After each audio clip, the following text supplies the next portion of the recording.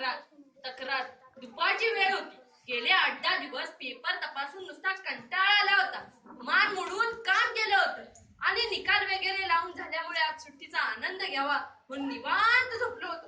इतक्या दारावर कोणाची तरी थाप ऐकू आली आणि पाठोपाठ आवाज येऊ लागला, मास्तर ओ मास्तर, मास्तर ओ मास्तर. थांबा थांबा, दार तर उघडतो तरी पण आवाज सुरूच, मास्तर ओ मास्तर, मास्तर ओ मास्तर. शेवटी उठून मी गडबडीनं दार उघडलं आणि बघतो तर माझ्या समोर एक अनोळखी भला दांडगा माणूस उभा होता. काळा करंडगडी, कानाबरोबर काठी हातात आणि उंची अशी होती की नऊवारी धोतर असून सुद्धा गुडघ्याच्या खाली यायला तयार नाही. आणि मिशा अशा गमतीच्या, कोणाच्या तलवार छाप असतात, कोणाच्या ढिंकून छाप असतात. हा छाप निराळा, छपरी मिशा गोडून हनवटीपर्यंत आणल्या तर कशा दिसतील अशा त्या मजेशीर दिसत होत्या कांद्याच्या पातीगत लोंबणाऱ्या. मला काही कळेना म्हणून मी ना म्हटलं, आपण कशासाठी आलात? मी असं म्हणून थोडा थांबला, थोडी गॅप टाकली आणि वर म्हणतोय, आपल्याकडे आलोय. माझ्याकडे? आपण कोण? मी बंडाचा बा. बंडाचा बा म्हटल्यावर कोण बंडा, कुणाचा बंडा, काय की. पण आता कोणाच्या ओळखीन आलाय म्हटल्यावर मी ना आज बोलवलं, आज येऊन बसला. मग मी म्हटलं, आपण कशासाठी आलात? त्याचा असा आहे, जरा तक्रार घेऊन आलोय. तक्रार? कसली तक्रार? कसली काय? पोराला वर ढकला. पोराला वर ढकला म्हटलं माझ्या बराबर लक्षात आलं. नुकताच निकाल लागलाय, हे पोरग नापास झालंय आणि त्याचा बा इथं तक्रार घेऊन आलेला आहे. आणि बंडा कोण ते मला कळेना. कितवीत होता बंडा?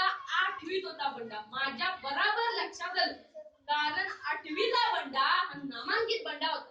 नापास होण्याचं दुसरं वर्ष होतं. म्हणून मी म्हणालो त्याला वर ढकलता येणार नाही. का? कारण तो नापास झाला. अहो नापास झालाय म्हणून तरी इथं आलोय. त्यात काय आणि तुम्ही नावं सांगता. पण आता त्याचा काय उपयोग होणार नाही. का उपयोग होणार नाही? निकाल लावून जसं नापास केलं तसं पास करायचं. तसं कसं पास करता येईल? तो 4 विषयात नापास झाला. असं होय? अहो मग तुम्ही 4 विषयात पास करता तर कशाला 4 विषयात नापास व्हायचं? तसं नाही. आम्ही कोणाला असं कोणाला भेटून काय होणार नाही. का होईल बरं? का असं का म्हणता? त्याचा असं आहे, आम्हा गरिबांना वाली कोण? माहिती गरिबीचा काय सन्मान असणार. आम्ही गरीब असल्यामुळं, आम्हाला कोणी वाली नसल्यामुळं आमचा पोरगा तुम्ही मुद्दाम नापास केला असणार आणि तुम्हाला माहितीच असणार नापास केल्यावर कोण इथं विचारायला येणार. तसं नाही. आम्ही कोणावर असा अन्याय केला नाही. सगळा पेपर व्यवस्थित तपासून मीटिंग वगैरे करून हे सगळं ठरवलं जातं. मग म्हणाले, अमक्या पोरगा पास झाला का? हो झाला. होणारच, श्रीमंत माणूस.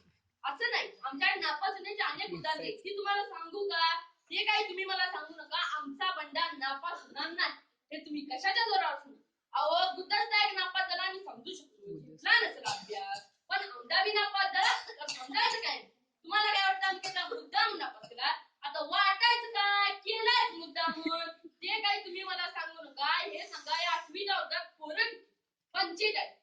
45 पोरांच्यावर 1 वर्षाचा अभ्यास करणारी पोरं किती पास झाली आणि 2 वर्षाचा अभ्यास करणारी किती पोरं पास झाली? 1 वर्ष अभ्यास करणारी 35 पोरं पास झाली आणि 2 वर्ष अभ्यास करणारी 3 पोरं पास झाली. आता काही न्याय राहिला वय? 1 वर्ष अभ्यास करणारी 35 पोरं पास होत्यात आणि 2 वर्ष अभ्यास करणारा माझं सोन्यासारखं पोरग, त्याला तुम्ही खाली ठेवता. आता काय याला खऱ्याची दुनिया म्हणायची? असं का म्हणता आपण खऱ्याची दुनिया? हे आमच्यावर विनाकारण आरोप कशाला करता? ते काही तुम्ही मला सांगू नका. हे सांगा, या 8वीच्या वर्गात पहिला नंबर कोणाकडे? देशपांडे. त्या देशपांडेच्या पोराला, त्याला पण आणि आमच्या बंडाला पण आपण आमच्या शेतावर नेऊ, मोठ टाकायला सांगू, वाटल्यास खुरपण काम करायचं. यात जर बंडा आमचा पहिला आला तर तुम्ही त्याला पास करायचं. आता शेतीला आणि ह्याचा काय संबंध असणारच. मग तुम्ही आमच्या बंडाला पास करत नाही? अजिबात करणार नाही. मग मी पण धावतोच तुम्हाला. मी पण काय कच्च्या गुरुला चेला नाही. ग्रामपंचायतीच चाललोय. आता ग्रामपंचायतीचा आणि ह्याचा काय हो संबंध? काय संबंध? अहो गावच्या पानोट्यावर म्हशीला धुतलं तर न्याय पंचायतीत निकाल करतो आणि माझं सोन्यासारखं पोरग